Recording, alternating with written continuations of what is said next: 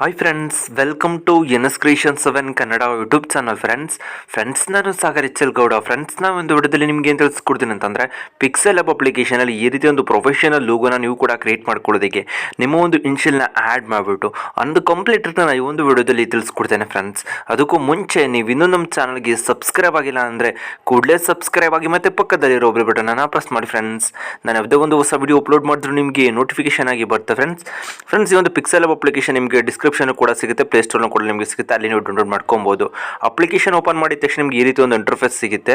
ನೀವು ಲೋಗೋಗೋಸ್ಕರ ಕ್ರಿಯೇಟ್ ಮಾಡಿರ್ತೀರ ಅಂದರೆ ಇದೇ ಒಂದು ರೇಷಿಯೋನ ಯೂಸ್ ಮಾಡ್ಕೊಬೇಕಾಗತ್ತೆ. ನಾನು ಜಸ್ಟ್ ಡೆಮೋಗೋಸ್ಕರ ಆಗಿರೋದ್ರಿಂದ ಏನು ಮಾಡ್ಕೊತಾ ಇದ್ದೀನಿ ಅಂದರೆ ಡೊಟೇಡ್ನ ಕ್ಲಿಕ್ ಮಾಡಿ ಇಮೇಜ್ ಸೈಜ್ ಮೇಲೆ ಕ್ಲಿಕ್ ಮಾಡಿಕೊಂಡು ಯೂಟ್ಯೂಬ್ ತಮ್ದೆಲ್ಲ ನಾನು ಸೆಲೆಕ್ಟ್ ಮಾಡ್ಕೊತಾ ಇದ್ದೀನಿ. ಸೆಲೆಕ್ಟ್ ಮಾಡ್ಕೊಂಡು ನಂತರ ನೀವೇನು ಮಾಡೋಕ್ಕಾಗತ್ತೆ, ನ್ಯೂ ಟೆಕ್ಸ್ಟ್ ಅಂತ ಇರ್ತಲ್ಲ ಅದ್ರ ಮೇಲೆ ನೀವು ಡಬಲ್ ಟ್ಯಾಪ್ ಮಾಡ್ಕೊಂಡು ಇದನ್ನು ಡಿಲೀಟ್ ಮಾಡ್ಕೊಬೇಕಾಗತ್ತೆ. ಡಿಲೀಟ್ ಮಾಡ್ಕೊಂಡು ನಂತರ ನಿಮ್ಮ ಒಂದು ಇನ್ಷಿಯಲ್ನ ಇಲ್ಲಿ ನೀವು ಮಾಡೋಕ್ಕಾಗುತ್ತೆ ಅಂದರೆ ಇಲ್ಲಿ ಆ್ಯಡ್ ಮಾಡ್ಕೊಬೇಕಾಗತ್ತೆ. ಇಲ್ಲಿ ನೀವು ನೋಡ್ತಾ ಇರೋದನ್ನ ಇಲ್ಲಿ ಒಂದು ಇನ್ಷಿಯಲ್ನ ನೀವು ಆ್ಯಡ್ ಮಾಡ್ಕೊಂಡಿದ್ದೀನಿ. ನೀವು ಯಾವ ಇನ್ಷಿಯಲ್ ಆ್ಯಡ್ ಮಾಡ್ತೀರಾ ಅದ್ರ ಮೇಲೆ ಡಿಪೆಂಡ್ ಆಗಿರುತ್ತೆ ಎಡಿಟ್ ಮಾಡ್ಕೊಳ್ಳುವಂಥದ್ದು. ಮತ್ತು ಇಲ್ಲಿ ನೀವು ನೋಡೋದು ಸೈಜ್ನ ಇನ್ಕ್ರೀಸ್ ಮಾಡ್ಕೊಬೇಕಾಗತ್ತೆ.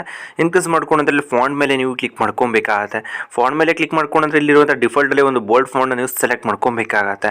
ಸೆಲೆಕ್ಟ್ ಮಾಡ್ಕೊಂಡ್ರೆ ಸ್ವಲ್ಪ ಸೈಜ್ನ ಇನ್ಕ್ರೀಸ್ ಮಾಡಿಕೊಂಡು ಇಲ್ಲಿ ನೀವು ಸ್ಕ್ರಾಲ್ ಮಾಡ್ಕೊಬೇಕಾಗತ್ತೆ. ರಿಲೇಟಿವ್ ಪೊಸಿಷನ್ ಮೇಲೆ ಕ್ಲಿಕ್ ಮಾಡ್ಕೊಬೇಕಾದ್ರೆ ಸೆಕೆಂಡ್ ಒನ್ ಮತ್ತು ಫಿಫ್ತ್ ಒನ್ ಮೇಲೆ ಕ್ಲಿಕ್ ಮಾಡಿಕೊಂಡು ಕರೆಕ್ಟ್ಲಿ ನೀವು ಏನಾಡೋಕ್ಕಾಗುತ್ತೆ ಸೆಂಟ್ರಿಗೆ ಅಲೈನ್ ಮಾಡ್ಕೊಬೇಕಾಗತ್ತೆ. ಸೆಂಟ್ರಿಗೆ ಅಲೈನ್ ಮಾಡ್ಕೊಂಡು ನಂತರ ಅಲ್ಲಿ ಟಿಕ್ ಮಾರ್ಕ್ ಮೇಲೆ ಕ್ಲಿಕ್ ಮಾಡ್ಕೊಂಡು ಕಲರ್ ಮೇಲೆ ಕ್ಲಿಕ್ ಮಾಡಿಕೊಂಡು ಬ್ಲೂ ಕಲರ್ನ ನೀವು ಏನಾಡೋಕ್ಕಾಗುತ್ತೆ ಅಂದರೆ ಸೆಟ್ ಮಾಡ್ಕೊಬೇಕಾಗತ್ತೆ. ಸೆಟ್ ಮಾಡ್ಕೊಂಡು ನಂತರಲ್ಲಿ ನೀವು ಟಿಕ್ ಮಾರ್ಕ್ ಮೇಲೆ ಕ್ಲಿಕ್ ಮಾಡ್ಕೊಬೇಕಾಗತ್ತೆ. ನಂತರಲ್ಲಿ ಪ್ಲಸ್ ಮಾರ್ಕ್ ಮೇಲೆ ನೀವು ಕ್ಲಿಕ್ ಮಾಡ್ಕೊಬೇಕಾಗತ್ತೆ. ಕ್ಲಿಕ್ ಮಾಡ್ಕೊಂಡು ನಂತರ ಫ್ರಮ್ ಗ್ಯಾಲರಿ ಮೇಲೆ ಕ್ಲಿಕ್ ಮಾಡ್ಕೊಂಡು ಒಂದು ಚೀತಾ PNG ನಿಮಗೆ ಡಿಸ್ಕ್ರಿಪ್ಷನ್ ಕೊಡುತ್ತೆ, ಅಲ್ಲಿ ನೀವು ಡೌನ್ಲೋಡ್ ಮಾಡ್ಕೊಬೇಕಾಗತ್ತೆ.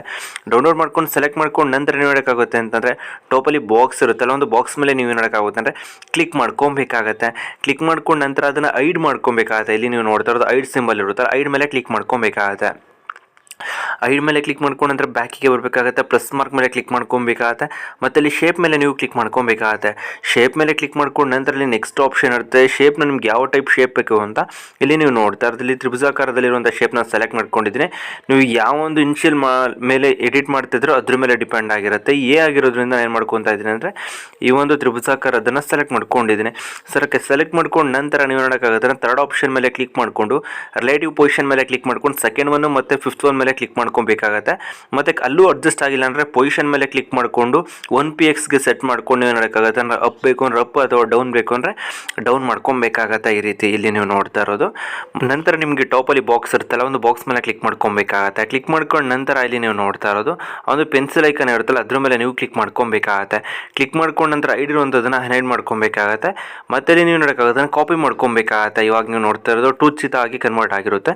ಮತ್ತೆ ನೀವು ಸ್ಕ್ರಾಲ್ ಮಾಡ್ಕೊಬೇಕಾಗತ್ತೆ. ಕಲರ್ ಮೇಲೆ ಕ್ಲಿಕ್ ಮಾಡ್ಕೊಬೇಕಾಗತ್ತೆ. ಕಲರ್ನ ಎನೇಬಲ್ ಮಾಡ್ಕೊಬೇಕಾಗತ್ತೆ. ಇವಾಗ ನಿಮ್ಗೆ ಏನಾಗಿರುತ್ತೆ ಅಂದರೆ ಫ್ರಂಟಲ್ಲಿರುವಂಥ ರೆಡ್ ಕಲರ್ ಇರುತ್ತೆ, ಅದನ್ನ ನೀವು ವೈಟ್ ಕಲರ್ಗೆ ಕನ್ವರ್ಟ್ ಮಾಡಿಕೊಂಡು ಟಿಕ್ ಮಾರ್ಕ್ ಮೇಲೆ ಕ್ಲಿಕ್ ಮಾಡ್ಕೊಬೇಕಾಗತ್ತೆ. ಮತ್ತು ಟಾಪಲ್ಲಿ ಇರುತ್ತಲ್ಲ ಅದೊಂದು ಬಾಕ್ಸ್ ಮೇಲೆ ನೀವು ಕ್ಲಿಕ್ ಮಾಡ್ಕೊಬೇಕಾಗತ್ತೆ. ಫಸ್ಟ್ ಒಂದು ಚಿತ ಇರುತ್ತಲ್ಲ ಅದ್ರ ಮೇಲೆ ನೀವು ಕ್ಲಿಕ್ ಮಾಡ್ಕೊಬೇಕಾಗತ್ತೆ. ಕ್ಲಿಕ್ ಮಾಡ್ಕೊಂಡು ನಂತರ ನೀವು ನೋಡೋಕ್ಕಾಗತ್ತೆ ಅಂತ ಲೆಫ್ಟ್ ಸೈಡ್ ಡಾಟ್ಸ್ ಇರುತ್ತಲ್ಲ ಅದ್ರ ಮೇಲೆ ಕ್ಲಿಕ್ ಮಾಡ್ಕೊಂಡು ಈ ರೀತಿ ಮೂವ್ ಮಾಡ್ಕೊಬೇಕಾಗತ್ತೆ ಬಾಟಮ್ಗೆ. ಇಲ್ಲಿ ನೀವು ನೋಡ್ತಾ ಇರೋದು ಈ ರೀತಿ. ನಂತರ ನಿಮಗೆ ಟಾಪಲ್ಲೇ ನೀವು ತ್ರಿಭುಜಾಕಾರದಲ್ಲ ಇರುತ್ತಲ್ಲ ಅದನ್ನು ನೀವು ನೋಡೋಕ್ಕಾಗತ್ತೆ ಬಾಟಮ್ಗೆ ತೊಗೊಂಡು ಬರಬೇಕಾಗತ್ತೆ. ನಂತರ ಇವಾಗ ನೀವು ನೋಡೋಕ್ಕಾಗತ್ತೆ ಅಂತಂದರೆ ಇಲ್ಲಿ ಲಾಕ್ ಮಾಡ್ಕೊಬೇಕಾಗತ್ತೆ. ಇಲ್ಲಿ ನೀವು ನೋಡ್ತಾ ಇರ್ಬೋದು ಇಲ್ಲಿ ಫಸ್ಟ್ ಒನ್ನ ಲಾಕ್ ಮಾಡ್ಕೊಬೇಕಾಗತ್ತೆ. ಫಸ್ಟ್ ಒನ್ ಲಾಕ್ ಮಾಡ್ಕೊಂಡು ವೈಟ್ ಕಲರ್ ಸೀತಾ ಇರುತ್ತಲ್ಲ ಅದನ್ನು ನೀವು ನೋಡೋಕ್ಕಾಗತ್ತೆ ಅಂತಂದರೆ ಡೌನಿಗೆ ತೊಗೊಂಡು ಬರಬೇಕಾಗತ್ತೆ. ಈ ರೀತಿ ಇಲ್ಲಿ ನೀವು ನೋಡ್ತಾ ಇರೋದು. ನೀವು ಡೌನಿಗೆ ತೊಗೊಂಡು ಬಂದ ನಂತರ ಏನು ಮಾಡ್ಕೊಬೇಕಾಗುತ್ತೆ ಅಂತಂದರೆ ನಿಮಗೆ ಟಾಪಲ್ಲಿ ಬಾಕ್ಸ್ ಇರುತ್ತಲ್ವಾ, ಅದೇ ಒಂದು ಬಾಕ್ಸ್ ಮೇಲೆ ಕ್ಲಿಕ್ ಮಾಡ್ಕೊಂಡು ಇಂಟು ಮಾರ್ಕ್ ಮತ್ತು ಟಿಕ್ ಮಾರ್ಕ್ ಮೇಲೆ ಕ್ಲಿಕ್ ಮಾಡ್ಕೊಬೇಕಾಗತ್ತೆ. ಎಲ್ಲದಕ್ಕೂ ಕೂಡ ನೀವು ಏನು ಮಾಡೋಕ್ಕಾಗತ್ತೆ ಟಿಕ್ ಮಾಡ್ಕೊಬೇಕಾಗತ್ತೆ. ಟಿಕ್ ಮಾಡ್ಕೊಂಡು ನಂತರ ಮರ್ಜ್ ಮಾಡ್ಕೊಬೇಕಾಗತ್ತೆ. ಈ ರೀತಿ ಇಲ್ಲಿ ನೀವು ನೋಡ್ತಾ ಇರೋದು ಮರ್ಜ್ ಆಗಿರುತ್ತೆ. ನಂತರ ಇವಾಗ ನೀವು ಏನು ಮಾಡೋಕ್ಕಾಗುತ್ತೆ ಅಂತಂದರೆ ಎರೇಸ್ ಕಲರ್ ಮೇಲೆ ಕ್ಲಿಕ್ ಮಾಡ್ಕೊಬೇಕಾಗತ್ತೆ.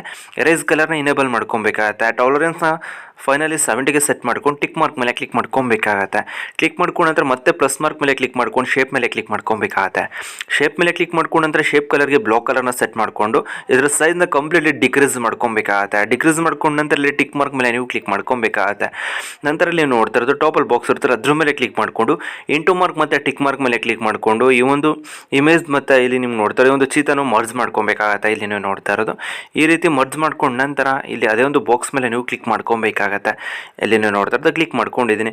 ಕ್ಲಿಕ್ ಮಾಡ್ಕೊಂಡ ನಂತರ ಅಲ್ಲಿ ನೀವು ನೋಡೋಕ್ಕಾಗೋದು ಅಲ್ಲಿ ಸ್ಕ್ರಾಲ್ ಮಾಡ್ಕೊಂಡು ಟೆಕ್ಸ್ಚರ್ ಅಂತ ಒಂದು ಆಪ್ಷನ್ ನಿಮಗೆ ಸಿಗುತ್ತೆ. ಮತ್ತು ಇಲ್ಲಿ ಇಮೇಜ್ ಸಿಂಬಲ್ ಮೇಲೆ ಕ್ಲಿಕ್ ಮಾಡ್ಕೊಬೇಕಾಗತ್ತೆ. ಈ ಒಂದು ಇಮೇಜ್ ನಿಮಗೆ ಡಿಸ್ಕ್ರಿಪ್ಷನಲ್ಲಿ ಕೊಟ್ಟಿರ್ತೀನಿ, ಅಲ್ಲಿ ನೀವು ಡೌನ್ಲೋಡ್ ಮಾಡ್ಕೊಂಡು ಟಿಕ್ ಮಾರ್ಕ್ ಮೇಲೆ ಕ್ಲಿಕ್ ಮಾಡ್ಕೊಬೇಕಾಗತ್ತೆ.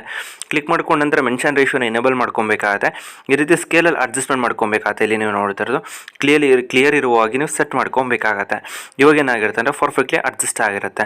ಮತ್ತೆ ಇಲ್ಲಿ ನೀವು ಸ್ಕ್ರಾಲ್ ಮಾಡ್ಕೊಬೇಕಾಗತ್ತೆ. 3D ಶೇಪ್ ಅಂತ ಒಂದು ಆಪ್ಷನ್ ನಿಮಗೆ ಸಿಗುತ್ತೆ. 3D ಶೇಪ್ ಮೇಲೆ ಕ್ಲಿಕ್ ಮಾಡ್ಕೊಂಡು ಇನೇಬಲ್ ಮಾಡ್ಕೊಬೇಕಾಗತ್ತೆ. ಇನೇಬಲ್ ಮಾಡ್ಕೊಂಡು ನಂತರ ನೀವು ಏನಕ್ಕಾಗತ್ತೆ ಅಂದರೆ ಡೆಪ್ತ್ನ 10 ಒಳಗಡೆ ನೀವು ಸೆಟ್ ಮಾಡ್ಕೊಬೇಕಾಗತ್ತೆ. ಇಲ್ಲಿ ನೀವು ನೋಡ್ತಾ ಇರೋದು 8 or 9ಗೆ ನೀವು ಸೆಟ್ ಮಾಡ್ಕೊಬೇಕಾಗತ್ತೆ. ಸೆಟ್ ಮಾಡ್ಕೊಂಡು ನಂತರ ನೀವು ಟಿಕ್ ಮಾರ್ಕ್ ಮೇಲೆ ಕ್ಲಿಕ್ ಮಾಡ್ಕೊಬೇಕಾಗತ್ತೆ. ಕ್ಲಿಕ್ ಮಾಡ್ಕೊಂಡು ನಂತರ ಫಸ್ಟ್ ಆಪ್ಷನ್ ಮೇಲೆ ಕ್ಲಿಕ್ ಮಾಡಿಕೊಂಡು ಫ್ರಮ್ ಗ್ಯಾಲರಿ ಮೇಲೆ ಕ್ಲಿಕ್ ಮಾಡ್ಕೊಬೇಕಾಗತ್ತೆ. ಫ್ರಮ್ ಗ್ಯಾಲರಿ ಮೇಲೆ ಕ್ಲಿಕ್ ಮಾಡ್ಕೊಂಡ ನಂತರ ಈ ಒಂದು ಬ್ಯಾಕ್ಗ್ರೌಂಡ್ ಇಮೇಜ್ ಕೊಡುತ್ತೆ, ಡಿಸ್ಕ್ರಿಪ್ಷನ್ ಇರುತ್ತೆ, ಅಲ್ಲಿ ನೀವು ಡೌನ್ಲೋಡ್ ಮಾಡ್ಕೊಂಡು ಸೆಲೆಕ್ಟ್ ಮಾಡ್ಕೊಬೇಕಾಗತ್ತೆ. ಸೆಲೆಕ್ಟ್ ಮಾಡ್ಕೊಂಡು ನಂತರ ಟಾಪಲ್ಲಿ ನಿಮಗೆ ಡಾಟೆಡ್ ಲೈನ್ ಇರುತ್ತಲ್ಲ ಅದ್ರ ಮೇಲೆ ಕ್ಲಿಕ್ ಮಾಡ್ಕೊಂಡು ಎಕ್ಸ್ಪೋರ್ಟ್ ಇಮೇಜ್ ಮೇಲೆ ಕ್ಲಿಕ್ ಮಾಡ್ಕೊಬೇಕಾಗತ್ತೆ. ಆಮೇಲೆ ಕಸ್ಟಮ್ ಮೇಲೆ ಕ್ಲಿಕ್ ಮಾಡಿಕೊಂಡು ಅಲ್ಟ್ರಾ ಸೆಲೆಕ್ಟ್ ಮಾಡ್ಕೊಬೇಕಾಗತ್ತೆ. ಮತ್ತು ಇಲ್ಲಿ ಸ್ಟಾಪಲ್ಲಿ ಸೇವ್ ಟು ಗ್ಯಾಲರಿ ಮೇಲೆ ಕ್ಲಿಕ್ ಮಾಡಿದ್ರೆ ನಿಮ್ಮ ಒಂದು ಗ್ಯಾಲರಿಗೆ ಬಂದು ಸೇವ್ ಆಗಿರುತ್ತೆ. ಫ್ರೆಂಡ್ಸ್ ನಾನಿವಾಗ ನಿಮಗೆ ತಿಳಿಸ್ಕೊಡಿ ಸಿಂಪಲ್ ಎಡಿಟಿಂಗ್ ಟ್ರಿಕ್ ಅಂದ್ರೆ ನಿಮ್ಗೆ ಇಷ್ಟ ಆಯಿತು ಅಂದರೆ ಪ್ಲೀಸ್ ಲೈಕ್ ಮಾಡಿ, ಶೇರ್ ಮಾಡಿ ಮತ್ತು ಸಬ್ಸ್ಕ್ರೈಬ್ ಆಗೋದನ್ನು ಮರಿಬೇಡಿ friends. Thank you for watching friends.